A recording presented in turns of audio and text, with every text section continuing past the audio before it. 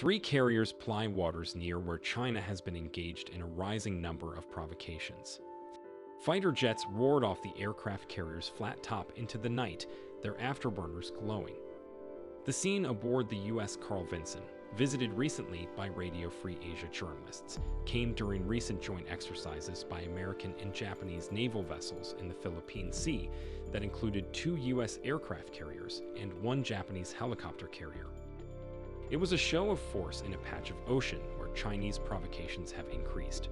Farther south, in the South China Sea, a Chinese Coast Guard ship collided with a Philippine fishing boat last month.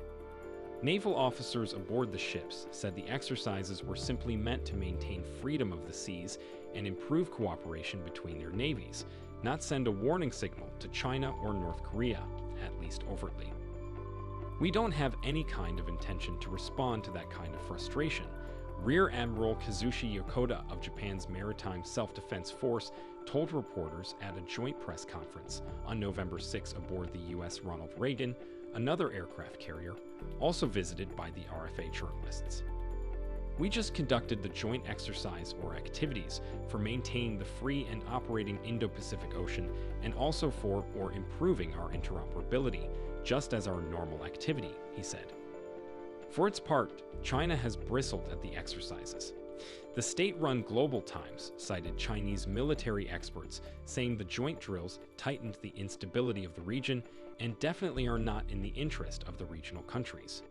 Come what may, Rear Admiral Patrick Hanifin said the U.S. Navy would be ready.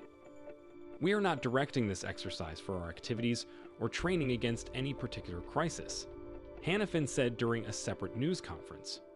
Are we ready to respond to any crisis across the world, whether it's this theater or others? Absolutely. Radio Free Asia journalists were among several invited by the U.S. 7th Fleet, headquartered in Yokosuka, Japan, to spend 2 days aboard ships involved in the exercises earlier this month. Taken for a helicopter ride over the fleet, the RFA journalists got a bird's-eye view of the 2 U.S. aircraft carriers, the U.S. Ronald Reagan, as well as the U.S. Carl Vinson, churning through the water. Nearby sailed Japan's Hyuga, a light carrier equipped with helicopters, an Aegis destroyer, and a cruiser escort, among other support ships. All told, the United States has 11 aircraft carriers total, and deploying 2 to the same exercise is somewhat unusual. Both the U.S. Carl Vinson and the U.S. Ronald Reagan are Nimitz-class aircraft carriers, carrying about 5,000 crew and more than 60 aircraft, including F/A-18s, with the former ship also carrying F-35s. The exercises should dispel notions that crises in different parts of the world leave the U.S. overextended, said Harry Harris, the former ambassador to South Korea and a retired admiral who was once commander of the U.S. Pacific Command.